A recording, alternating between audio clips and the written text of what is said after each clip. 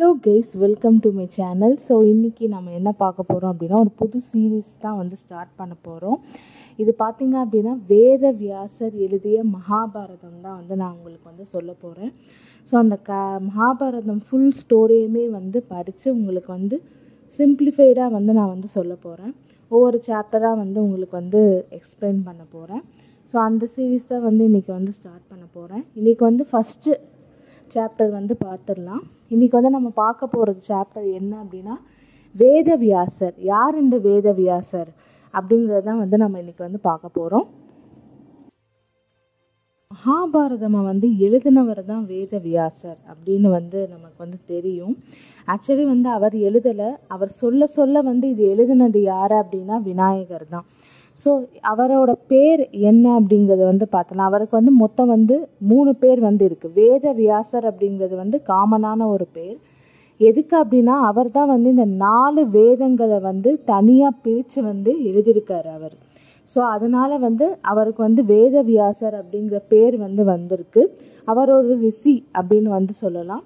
இன்னொன்று பார்த்தீங்க அப்படின்னா, அவருக்கு வந்து ரிஷி கிருஷ்ணா அப்படின்னு சொல்லிட்டு இன்னொரு பேருமே வந்து இருக்குது. அது எதுக்கு அப்படின்னா, கிருஷ்ண பெருமான் மாதிரி வந்து அவர் வந்து கருப்பாக இருக்கனால வந்து அவருக்கு வந்து ரிஷி கிருஷ்ணா அப்படின்னு சொல்லிட்டு இன்னொரு பேர் வந்து இருக்குது. இன்னொரு பேர் வேதவியாசருக்கு வந்து இன்னொரு பேர் வந்து துவைபாயனா. ஸோ அவர் வந்து ஒரு ஐலாண்டில் வந்து ஒரு தீவில் வந்து பிறக்கிறனால அவருக்கு வந்து அந்த பேர் வந்து இருக்குது, துவைபாயனா அப்படிங்கிற ஒரு பேர். இவர் வந்து மகாபாரத கதை நடக்கிற காலகட்டத்தில் வாழ்ந்தவர். ஸோ ஒரு வகையாக பார்த்தோம் அப்படின்னா, இவருடைய பேரன்கள் தான் வந்து பாண்டவர்களும் கௌரவர்களும் அப்படிங்கிற மாதிரி வந்து இந்த கதையில் வந்து வரும். நம்ம கதையில் வந்து டீப்பாக போகும்போது வந்து நம்ம பார்க்கலாம் எப்படி வந்து இவர் வந்து அவங்களோட பேரன்கள் ஆறாங்க அப்படிங்கிறத வந்து நம்ம பார்க்கலாம். ஸோ மகாபாரதம் நடந்த காலகட்டத்தில் வந்து இவர் வந்து வாழ்ந்திருக்காரு. ஸோ அப்போ என்னென்ன நடந்துச்சோ அது எல்லாமே வந்து இவர் வந்து பாடல் வடிவங்களை வந்து எழுதியிருக்காரு. ஸோ பாடல் வடிவங்களை வந்து எழுதும்போது நம்ம பாடலாக படிக்கும்போது நமக்கு வந்து அதோடைய மீனிங் வந்து புரியாது. அதனால் வந்து இவர் வந்து மகாபாரதம் அப்படிங்கிற ஒரு கதையை நம்ம தெரிஞ்சுக்கும் போது ஒரு மனிதன் வந்து எப்படி வாழணும், அவன்கிட்ட என்ன மாதிரியான குவாலிட்டிஸ் இருக்கணும், அவன் என்ன மாதிரியான கேரக்டரோடு இருக்கணுங்கிறத வந்து தெரிஞ்சுக்கணும், எல்லா மக்களுக்குமே வந்து அது போய் சேரணுங்கிறதுக்காக அவர் எழுதிய பாடல்களை எல்லாமே வந்து ஒரு ஸ்கிரிப்டாக வந்து எழுதணும்னு சொல்லிட்டு ஆசைப்படுறாரு. வியாசர் என்ன பண்ணுறாரு அப்படின்னா, அவருடைய பாடல்கள் எல்லாமே வந்து நல்ல பொருளோடு நல்ல மீனிங்கோடு வந்து ஒரு ஸ்கிரிப்டாக வந்து மாற்றணும் அப்படிங்கிறதுக்காக வந்து பிரம்மன் கிட்ட வந்து வேண்டுறாரு. இதுக்கு வந்து இதை வந்து ஸ்கிரிப்டாக எழுதுறதுக்கு ஒரு தகுதியான ஆள் வேணும் அப்படிங்கிற மாதிரி வேண்டுறாரு. அதுக்கு வந்து பிரம்மன் என்ன சொல்கிறாரு அப்படின்னா, விநாயகர் பெருமான்கிட்ட வந்து நீ வேண்டிக்கோ, அவர் தான் வந்து இதுக்கு தகுதியான ஆள் அப்படின்னு வந்து சொல்லிட்டு மறைஞ்சிடுறாரு. வியாசருமே வந்து விநாயகரை வந்து எண்ணி வந்து கும்பிடுறாரு. விநாயகர் வந்து அடுத்த நிமிஷமே வந்துடுறாரு. வந்ததுக்கப்புறம் வியாசர் வந்து இந்த மாதிரி வந்து சொல்கிறாரு, மகாபாரதத்தை வந்து நான் வந்து பாடல் வடிவங்களை வந்து எழுதியிருக்கேன். அந்த பாடலை வந்து நான் சொல்ல சொல்ல நீங்கள் வந்து அது எழுத்து வடிவமாக வந்து மீனிங்கோடு வந்து எழுதணும் அப்படிங்கிற மாதிரி வந்து சொல்கிறாரு. விநாயகர் வந்து என்ன பண்ணுறாரு அப்படின்னா, ஒரு கண்டிஷன் வந்து போடுறாரு. நீங்கள் இந்த பாடல்களை வந்து நிறுத்தாமல் பாடிக்கிட்டே இருந்தால் நான் வந்து எழுதிட்டே போயிடுவேன் அப்படிங்கிற மாதிரி வந்து விநாயகர் வந்து சொல்கிறாரு. அதுக்கு வந்து வியாசருமே வந்து ஒரு கண்டிஷன் வந்து போடுறாரு. அவர் என்ன சொல்கிறாரு அப்படின்னா, நான் சொல்வேன், என் பாடல்கள் எல்லாமே வந்து பாடிட்டே வருவேன், ஏதாச்சும் ஒரு இடத்துல வந்து உங்களுக்கு வந்து சரியான பொருள் தெரியலை, சரியான மீனிங் தெரியலை அப்படின்னா நீங்கள் என்கிட்ட நிப்பாட்டி கேட்டுட்டு தான் வந்து எழுதணும் அப்படிங்கிற மாதிரி வந்து சொல்கிறாரு. வியாசர் பாட பாட வந்து விநாயகர் பெருமான் வந்து முழு மகாபாரதத்தையும் வந்து எழுதி முடிக்கிறாரு. வியாசர் வந்து என்ன பண்ணுறாரு அப்படின்னா, இந்த எழுதி முடித்ததுக்கப்புறம் அவங்களோட சிஷ்யர்கள் எல்லாருமே வந்து கூப்பிடுறாரு. கூப்பிட்டு இந்த மாதிரி வந்து இந்த மகாபாரத காலகட்டத்தில் வாழ்ந்த எல்லா மனிதர்களுமே வந்து இந்த உலகத்தை விட்டு போனதுக்கப்புறம் தான் நீங்கள் வந்து இது வந்து மக்கள்கிட்ட கொண்டு போய் சேர்க்கணும் அப்படிங்கிற மாதிரி வந்து வியாசர் வந்து அவருடைய சிஷ்யர்கள்கிட்ட வந்து சொல்லிடுறாரு. பாண்டவர்கள் மற்றும் கௌரவர்களுடைய வம்சாவளிகளை வந்த நிறைய அரசர்களில் ஒரு அரசரோட பேர் பார்த்தீங்க அப்படின்னா ஜனமேஜயா. ஸோ அவர் என்ன சொல்கிறாரு அப்படின்னா, நான் வந்து என்னுடைய முன்னோர்களை பற்றி தெரிஞ்சுக்கணும் அப்படின்னு சொல்லிட்டு வேதவியாசரை வந்து நேரில் வந்து பார்க்க வர்றாரு. இந்த மாதிரி வந்து நீங்கள் வந்து மகாபாரத போர் நடக்கும்போது நீங்கள் வந்து அது நேர்லேயே பார்த்தவர். ஸோ என்னுடைய முன்னோர்கள் வந்து எப்படி வாழ்ந்தாங்க, அவங்கள பற்றி எனக்கு தெரிஞ்சுக்கணும், நீங்களே வந்து அந்த கதையை சொல்லுங்க அப்படின்னு சொல்லிட்டு அந்த அரசர் வந்து வேண்டுறாரு ஜனமேஜயா. உடனே வந்து வியாசர் என்ன பண்ணுறாரு அப்படின்னா அவருடைய சிஷ்யர்களை ஒருத்தரை எழுப்பி இந்த மாதிரி வந்து நீயே வந்து இவருக்கு வந்து அந்த மகாபாரத கதையை சொல்லு அப்படிங்கிற மாதிரி வந்து சொல்கிறாரு. அதுக்கு வந்து அந்த சிஷ்யருமே வந்து வேதவியாசரை வந்து கும்பிட்டுட்டு அந்த ராஜா கிட்ட வந்து சொல்ல ஆரம்பிக்கிறாரு. அவர் என்ன சொல்றாரு அப்படின்னா இந்த உலகத்தில் நடக்கிற எல்லா விஷயங்களுமே வந்து இந்த மகாபாரத கதையில் வந்து இருக்கும், மகாபாரதத்தில் வந்து இருக்கும். ஆனால் மகாபாரதத்தில் இருக்கிற எல்லாமே வந்து இந்த உலகத்தில் நடக்குமா அப்படிங்கிறது தெரியாது அப்படிங்கிற மாதிரி வந்து அவர் வந்து சொல்கிறாரு. இந்த அரசர் ஜனமேஜயாவோட வந்து சேர்ந்து நிறைய பேர் வந்து இந்த மகாபாரத கதையை வந்து கேட்குறாங்க. ஸோ இது சொன்னது யார் அப்படின்னா வேதவியாசரோட சிஷ்யர். ஸோ அவர் தான் ஃபஸ்ட்டு வந்து இந்த மகாபாரத கதையை வந்து பப்ளிக், அதாவது மக்களுக்கு நடுவில் வந்து சொல்லியிருக்காரு. அவரோட பேர் வந்து வைசம்பயனா. ஸோ அவர் தான் வந்து என்ன சொல்லியிருக்காரு அப்படின்னா இந்த மகாபாரத கதையை வந்து ஜனமேஜய அரசர்கிட்ட சொல்லும்போது அவரோட சேர்ந்து நிறைய பேரும் வந்து இந்த மகாபாரத கதையை வந்து கேட்டிருக்காங்க. அவர் வந்து மகாபாரத கதை வந்து எப்படி ஸ்டார்ட் ஆச்சு அப்படிங்கிறத வந்து ஆரம்பிக்கிறாரு. ஸோ இந்த உலகத்தில் வந்து பல யுகங்கள் வந்து நடந்துட்டுருக்கு. ஸோ இப்போ வந்து கலியுகம் அப்படின்னு வந்து சொல்லிட்டுருக்காங்க. அந்த மாதிரி அந்த காலகட்டத்தில் வந்து துவைபாரா அப்படின்னு சொல்லிட்டு ஒரு யுகம் வந்து இருந்திருக்கு. ஸோ அந்த யுகத்தில் தான் வந்து என்ன பண்ணியிருக்காங்க அப்படின்னா அரசர்களுக்கு நிறைய பேராசை, அதே மாதிரி நிறைய பேர் வந்து கோபப்படுறது, நிறைய பேர் வந்து தேவையில்லாமல் நிறைய பேர் கூட சண்டை போடுறது, நிறைய பேரோட உயிரை எடுக்கிறது, திருடுறது, அந்த மாதிரிலாம் வந்து நடந்துகிட்டே இருந்திருக்கு. அப்போ வந்து அந்த பூமாதேவியாலேயே வந்து தாங்கிக்க முடியலையாம். ஸோ அவங்க வந்து என்ன பண்ணுறாங்க அப்படின்னா பூமாதேவி வந்து பிரம்மன் கிட்ட போய் வேண்டுறாங்க. இப்போ இந்த யுகத்தில் வந்து இருக்கிற மனிதர்கள் வந்து ரொம்ப மோசமாக இருக்காங்க, இவங்கக்கிட்ட இருந்து என்னை எப்படியாச்சும் காப்பாற்றுங்க அப்படின்னு வந்து பூமாதேவியே வந்து போய் பிரம்மன் கிட்ட போய் வேண்டுறாங்க. அதுக்கு வந்து பிரம்மன் வந்து என்ன பண்ணுறாரு அப்படின்னா நிறைய தேவர்களை வந்து கூப்பிடுறாரு. தேவர்கள், தேவ தூதர்கள் எல்லாமே வந்து கூப்பிடுறாரு.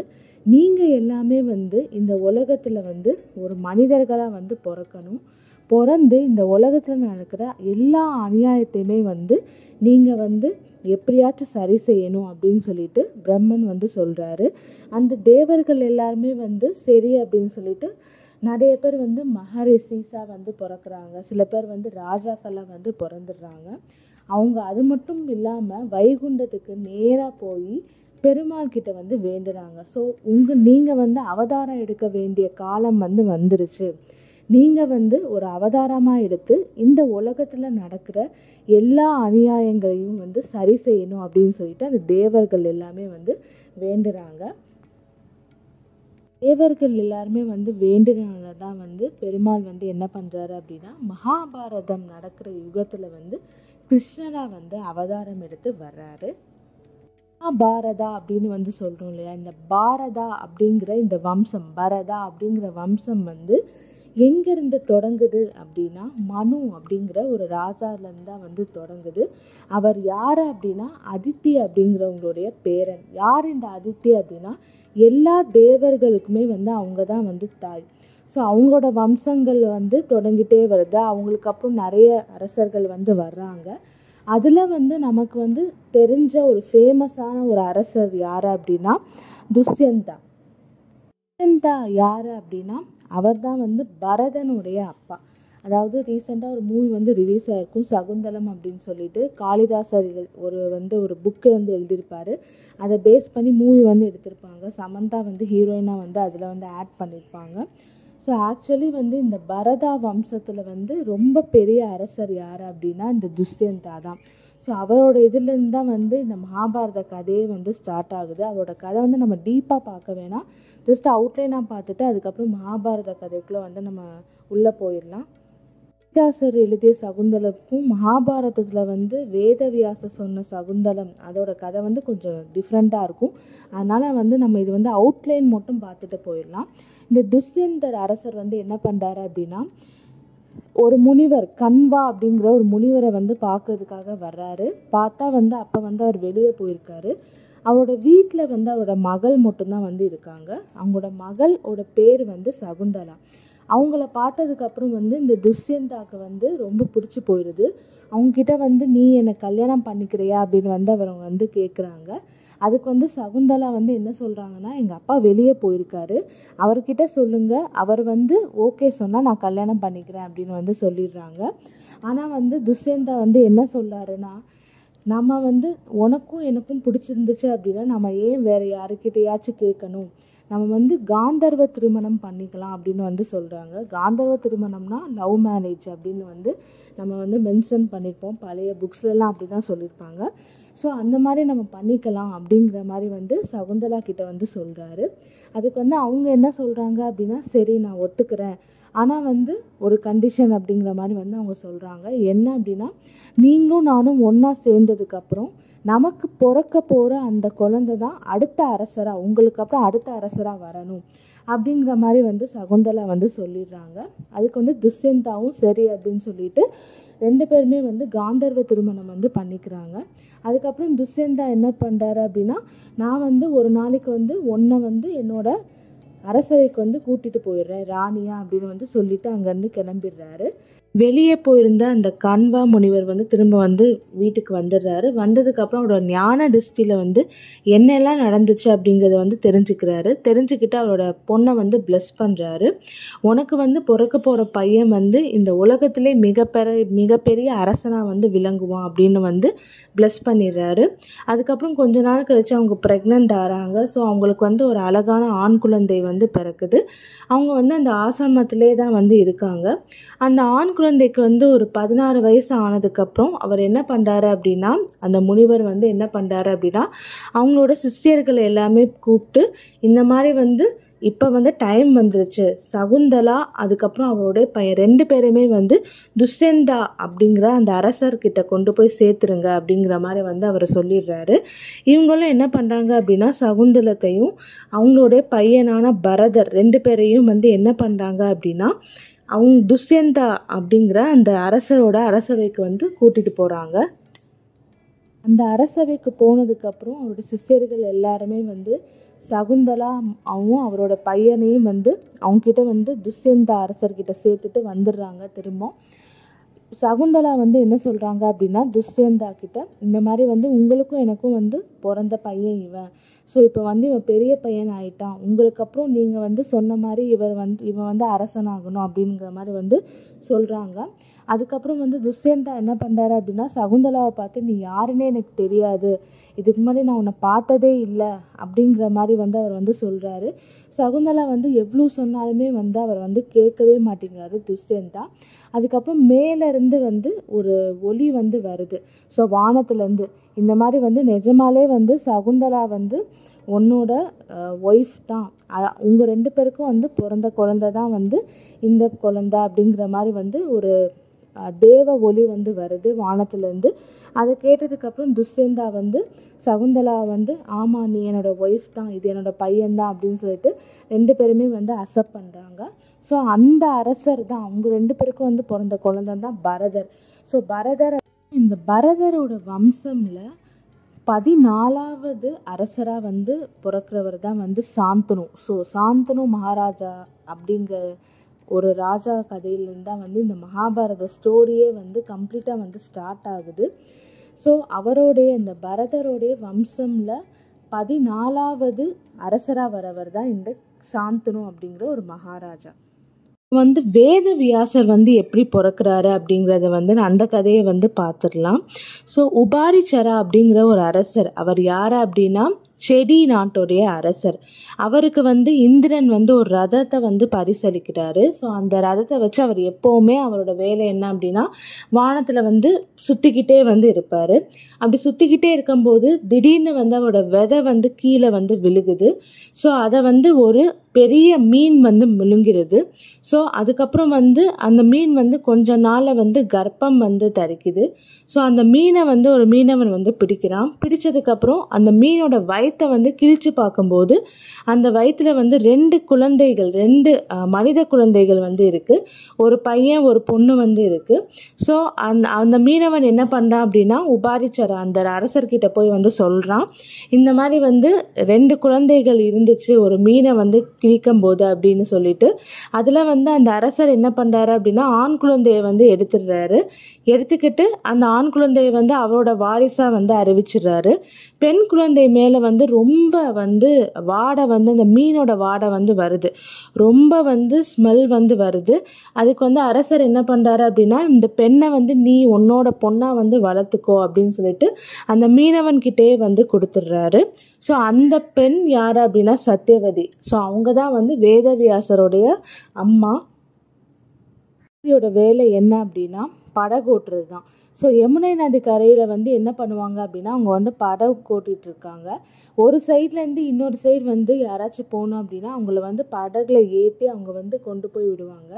அப்படி ஒரு நாள் வந்து என்ன ஆகுது அப்படின்னா, ரிஷி பராசரா அப்படின்னு சொல்லிட்டு ஒரு ரிஷி வந்து வர்றாரு. அவர் வந்து சத்தியவதி கிட்ட வந்து கேட்குறாரு, இந்த மாதிரி இந்த சைட்லேருந்து அடுத்த சைடு நான் போகணும் அப்படிங்கிற மாதிரி வந்து கேட்குறாரு. அவங்கள வந்து ரொம்ப மரியாதையோட சத்தியவதி வந்து படகுல வந்து ஏற்றுறாங்க, இன்னொரு சைடு கொண்டு போய் விடுறாங்க. அதை பார்த்து வந்து ரிஷி பராசரா வந்து என்ன கேட்குறாங்க அப்படின்னா, உனக்கு ஏதாச்சும் வரம் வேணும்னா கேளு அப்படின்னு சொல்லிட்டு சத்தியவதி கிட்ட வந்து கேட்குறாரு.